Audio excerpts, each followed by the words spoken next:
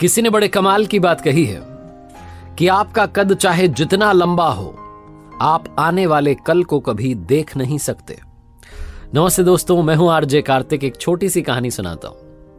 एक बार भगवान विष्णु जी अपनी सवारी गरुड़ पर सवार होकर के कैलाश पर्वत पहुंचे भगवान शिव जी से मिलने के लिए। गरुड़ जी जो इतना तेज उड़ते थे, उनकी रफ्तार का कोई मुकाबला नहीं था। कैलाश पर्वत पहुंच गए। भगवान विष्णु जी भगवान शिव जी से मिलने के लिए अंदर चले गए और गरुड़ जी जो थे वो वहां कैलाश पर्वत की जो खूबसूरती थी उसे निहारने लगे।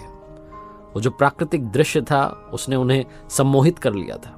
वो देख रहे थे कि कितनी सुंदर जगह पर भगवान शंकर जी रहते हैं। तभी उनकी नजर एक छोटी सी चिड़िया पर पड़ी, रंग बिरंगी चिड़िया, छोटी सी प्यारी सी। और उसे देख करके गरुड़ जी सोचने लगे कि ईश्वर ने कितनी खूबसूरत चिड़िया बनाई है, कितनी सुंदर पक्षी ये बनाया है, बहुत ही खूबसूरत है। उसे निहार ही रहे थे कि तभी वहां कैलाश पर्वत पर यमदेव आ गए, यमराज आ गए। उन्हें प्रणाम किया गरुड़ जी ने। यमदेव जो थे उन्होंने आशीर्वाद दिया। उसके बाद यमदेव जो थे वो उस चिड़िया को आश्चर्य से देखने लगे और देखते देखते वो अंदर चले गए। वो जो बैठक थी जिसमें आए थे वो चले गए। भगवान शिव जी से मिलने वो भी आए थे। अब जब वो अंदर चले गए तो गरुड़ जी को चिंता सताने लगी कि यमदेव ने उस छोटी चिड़िया को इतना आश्चर्य से देखा, इसका मतलब उस चिड़िया का समय आ गया है, अंत समय आ गया है।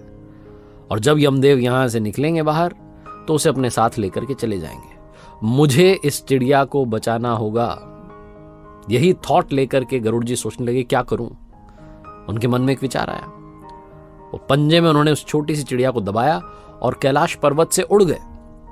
हजारों कोस दूर आ गए वहां से। जैसा मैंने बताया कि रफ्तार बहुत तेज, गति बहुत तेज। जंगल में सुनसान जगह पर चट्टान पर जाकर के उस चिड़िया को बैठा दिया और ईश्वर से कहने लगे कि अब आप संभाल लेना।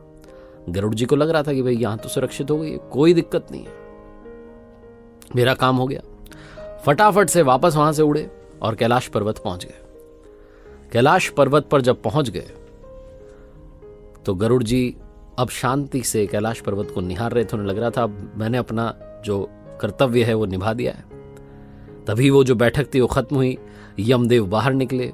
जैसे ही यमदेव बाहर निकले, यमराज को फिर से गरुड़ जी ने प्रणाम किया और पूछने लगे कि एक बात मुझे बताइए, वो जब आप अंदर जा रहे थे आप एक छोटी सी चिड़िया को, रंग बिरंगी चिड़िया बैठी थी, उसको आश्चर्य से देख क्यों रहे थे? यमदेव ने कहा कि मैं उसको इसलिए आश्चर्य से देख रहा था, उसे देखते ही मुझे ज्ञात हुआ कि इस चिड़िया का अंत समय आ गया है, लेकिन इसकी मृत्यु यहां कैलाश पर्वत पर नहीं होगी।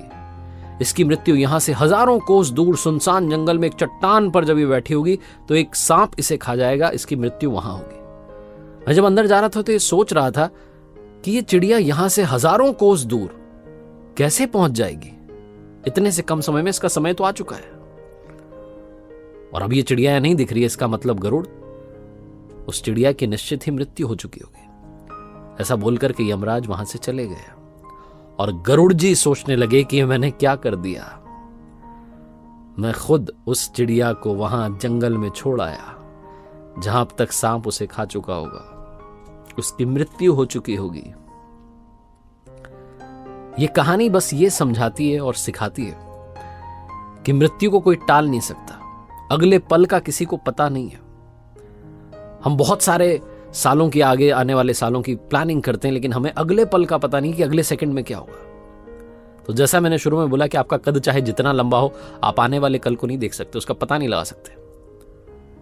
कहने का मतलब सिर्फ यह है कि आज में जीना शुरू कीजिए। जो है आज में है, इसी लम्हे में जिंदगी को अभी जीना शुरू कीजिए। अच्छे अच्छे लम्हों को अपनी जिंदगी में लाना शुरू कीजिए, अच्छा काम करना शुरू कीजिए, ताकि आने वाला कल भी शायद अच्छा ही रहे। एक बार फिर से आपसे कहना चाहता हूं, जो अक्सर कहता हूं, ऊपर वाले के आशीर्वाद के साथ, अपनी सच्ची मेहनत के साथ और अपनों के प्यार के साथ कर दिखाओ कुछ ऐसा कि दुनिया करना चाहे आपके जैसा।